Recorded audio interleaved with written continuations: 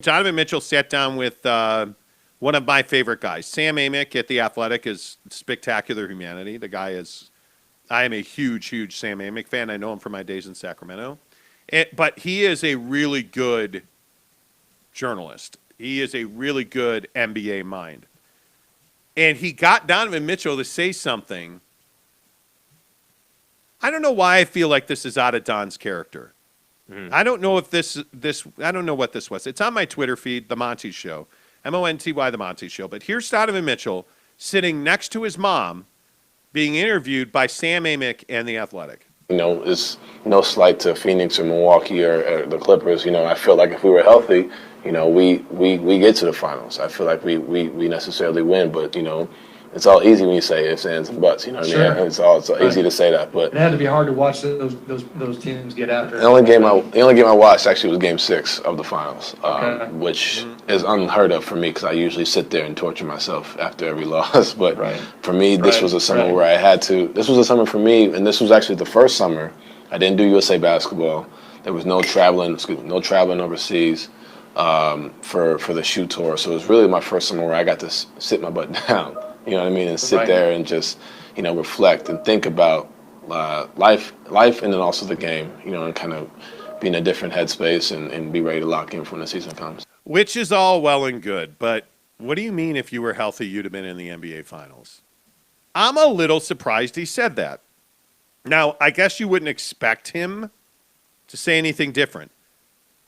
Are you at all surprised that Donovan Mitchell talked about this? Yeah, I'm a little surprised by it because I think it's one thing to say if they would have gotten to the conference finals and he got hurt and then he wants to say, well, hey, if I had stayed healthy, we'd have made it. Okay, I can kind of get down with that. You were in the Western Conference Finals. You were one series win away from going to the NBA Finals, but you didn't even get there, Like, to me, the NBA, and just like we were talking about with Pac-12 football, with any sport, it's a war of attrition. I mean, whoever's healthy is likely going to win, and I always have a problem with this. This is not a Donovan Mitchell problem. This is a top end athlete problem. Oh well, if we were healthy, we'd have won. Well, you weren't healthy, so candies and nuts, dude.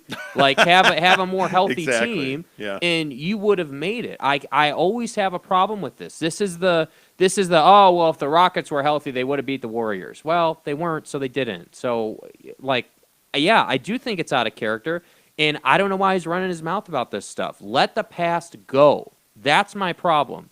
Let it go. Move forward. Training camp opens in 2 weeks, and you're still talking about the playoffs. What are we doing? Well, and I think one of the things that I find so interesting about this is that, again, if we go back in history here, what has Mike Conley always done? And that is he's always gotten hurt. And we want to keep, as Jazz fans, I think we want to keep going back to, well, if Mike Conley hadn't gotten hurt, well, he always did. And guess what? What's Mike Conley going to do? Mike Conley's going to get hurt. Okay, why did you draft point guard? Because Mike Conley's always hurt. Mike Conley's hurt and water is wet. They're just simple facts of life. So here's the other problem that you're going to have trouble getting away from. You're not as talented as the Clippers, and you're not as talented as the Suns. So if you're all 100%, that means Kawhi Leonard's 100%, and that means you're not beating the Clippers. Because I would also remind you that you still had Rudy Gobert all alone against Terrence Mann in the corner. That ain't because somebody's injured. And I think when you were 100% in L.A. at Staples Center, what happened? Well, Patrick Beverley in the regular season, what was that? February, maybe Martin Luther King Day, somewhere back in that way. Patrick Beverley manned you up in the corner against Rudy Gobert and hit a three-point shot. I would remind you, and I know it's sexy and, oh, man, Jazz, buddies, woo. They're a horribly flawed team until they're not. Yeah. And I will again tell you, you're not going to win a championship with Rudy Gobert on this roster. You're not going to win a championship until you stop being nostalgic about Mike Conley's contract. And I'm telling you right now, if they were 100% and the Clippers are 100%, Clippers are a better team than the Jazz. And they would have won that series. And I think it's because when you start looking around and you start looking at the guys that won that series for you, oh, man, Joe Ingles is in Paul George's head. Paul George played elite basketball in that series. Yeah. You were out of gas. Joe Ingles and Bogey were tired. Derek Favors really didn't have a place in that series, and Rudy Gobert got exposed defensively. Mm-hmm. That all still happens if Donovan and Conley are healthy. Would Donovan have put up 100 points? Sure. If he was 100%, yeah, great. But are you telling me that Kawhi Leonard wouldn't have started picking him up? By the way, the bigger issue is not that he was hurt. The bigger issue is he played too much hero ball, and that led to turnovers. And so that's why the series got away from him. And I just the reason athletes do this and the reason fans do this is to feel better about the fact that you lost. That's why you do it. You're trying to justify why you lost, and you want to say, well, if, and it's like, dude, at the end of the day, what's more powerful is if you would just say, yeah, you know what, we lost, I wasn't able to stay healthy, and now that's in the past, and now I'm moving forward, and I've been working with Brickley, and I've been in these runs, and I'm back to where I want to be. And I've been in David Alexander's gym in Miami multiple weeks of this offseason. Donovan Mitchell, and this is why I said, and everybody freaked out when I said this, but he's on the same career path as Michael Jordan. Michael Jordan had that injury early in his career and, didn't have the horses around him. And now all of a sudden, here's Donovan Mitchell, major injury in the playoffs. They lose. It's a growing experience. What do you take from that loss? Well, you grow, you learn, you get educated. The roster improves a little bit. Donovan Mitchell, without question, is going to be one of the best 5 players in the NBA this season, in my opinion. I think he is going to come out on a mission, and he's going to be elite. But you still have Rudy's contract. And you didn't get younger, you got older. And so you're still going to have Mike Conley injured. Yeah. And so now you're going to count on a really good draft pick and some free agents, and you're going to hope that they stay healthy, and you're going to hope that Donovan stays healthy. That's what this is going to come down to. You're still going to be probably in the regular season. You'll probably still finish top 3 in the West. But the Clippers are intact. Who knows what Kawhi's going to be with this knee thing? I guess we'll find out. And some other team called the Lakers that are, Did you see Russell Westbrook wearing a dress? Yeah, let's not. By the way, but no, I'm not talking about Kwame Brown. Don't. Kwame Brown should stop talking. Anyway, that's enough of that crap. The point is, Donovan Mitchell's not your problem. Yeah. And I would not expect him to say anything other than what he said. I'm just surprised he said it at all. Yeah. You're not going to improve until you turn over some key guys on this roster. And I still maintain that if I was a betting man, I'd be 80-20 that Joe Ingles is gone before the All-Star break, the trade deadline.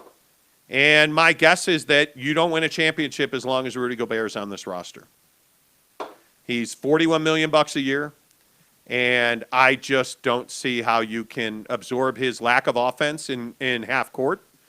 I think the other thing that was really apparent as the playoffs went on, in the Olympics we saw the same thing. Clutch time, crunch time, you can't give the ball to Rudy Gobert.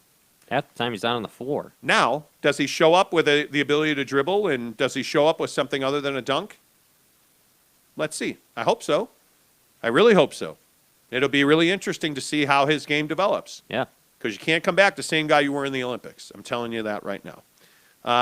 Let's see. What are we... Who's pissed off in the comments now? Let's see. Tanner Plummer says...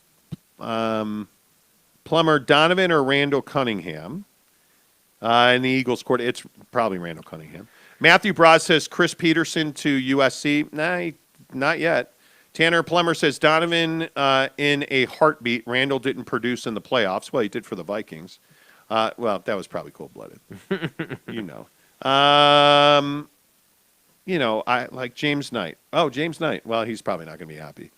James Knight says, here you guys go. You're going to slaughter Donovan for having confidence in his team's ability to get it done if they were healthy. They didn't fluke the best record in the NBA. Yes, they did. Well, but even if they didn't, what was the best record in the NBA worth? What did it get you? Didn't get you the NBA Finals. What did the Bucks think about you having the best record in the NBA? I don't think they thought about the Jazz when they were pushing the O'Brien Trophy over their head. I could be wrong. But when they were playing the Suns in the finals, do you think they were thinking about Donovan Mitchell and the Jazz? Because I don't. I mean, it's almost meaningless. Because what happened at home? You lost. What did home court throughout the playoffs really mean to you? Nothing. Go win the tournament. That's what it means to you. You want to brag about having the best record in the NBA? Go win a championship with it. 72-10 is only 72-10 because they won a championship with it. That's what it requires. At this point, and again, I know we've argued about this with the Jazz, but this is the Lakers, Suns, you name it. Your guy in Brooklyn, Kevin Durant and the Nets. It's championship or we failed. Yep. Period. Yep. Is that who the Jazz are right now? Because I don't think it is. Yeah, they haven't even got to the Western Conference Finals yet. I think they'd be thrilled to go to the Western Conference Finals. I think Jazz fans would be like, oh, we finally made it. All right, cool. Whew, caffeine-free Diet Coke for everybody. Like, that can't be the standard. You can't do that. You can't. Brylark says the Jazz had way more problems than health. I would agree with that. Casey Finlinson, good morning, my friend. Where are the pictures of the scoreboard, Casey? Listen. Casey, I understand that expectations are tough for people to carry around. I totally get that. The expectation on this show is that you're going to tweet us pictures of the scoreboard. I want it. And when you don't do that, it's incredibly disappointing. And frankly, I take it personally. You're a douche. So I didn't mean that. Sorry. Hit the dump button that we don't know. The point is, Casey, I want pictures of the scoreboard. Are the side panels on? Is it going to be ready for the game? I want it. I'm thirsty. You know what I'm saying? Dimes and Knicks, bro. Let's go. Casey says, I would hope. I should stop. Comment dump, so I lost his comment. I would hope Don would say that and have total faith in his team. He also said, Jake, that it didn't happen, so he moved on and had a non-stressed summer. Mm-hmm. Well, no, what he said is he didn't watch the playoffs because they lost. Because he's too pissed off that he lost. Yeah, I don't know that I can agree with that. The Jazz had way more problems than health. Tanner says, and for those who didn't know, yes, a good number of Saints fans are like that. Okay.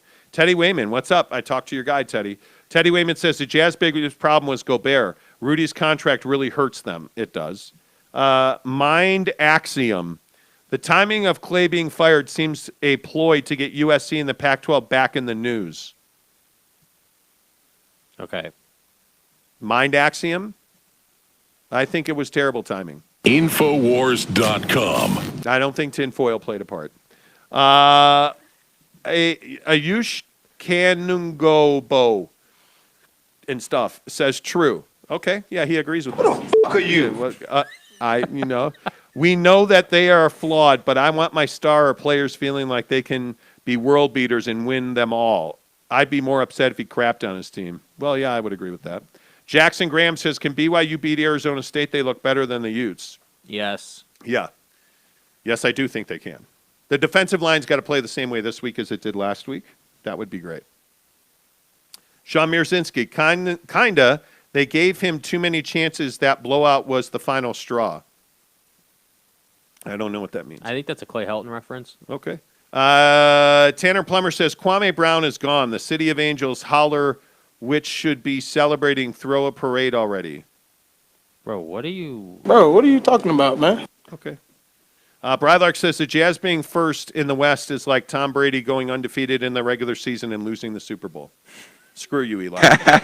Tanner Plummer says, I do believe BYU can beat Arizona State, Tanner says. I agree with that. Teddy Wayman says, top 3 teams out West, 1 Lakers, 2 Suns, 3 Jazz. Where are the Clippers? And a healthy Nuggets team. Who re-signed Aaron Gordon. Truth. James Knight says, my point is they do make Western Conference Finals if they're minimum. But they weren't, so they didn't. And we don't. I will kick a small rabbit. When I woke up this morning, I was feeling pretty dangerous. I just don't. I hate the conversation. Well, if we were healthy, Joe Ingles would have had more threes. You know, he's going to have a great year. He napped. Pump those numbers up. Those are rookie numbers in this racket. And Joe Ingles, man. By the way, did you guys see that Dante Exum signed with the Houston Rockets? He's going to replace John Wall. He's a star. Where's John Wall end up? Yeah, I don't know. Did you guys hear that story yesterday? John Wall and the Rockets are done. They're going to negotiate a buyout. He will not play in a single regular season game for them. Yeah, he'll find a home somewhere. I think. Yeah, there's so many options. I don't know. I mean, when you're in that situation, you can go anywhere. Yeah, and he actually can still play. I think he showed that last year. Yeah.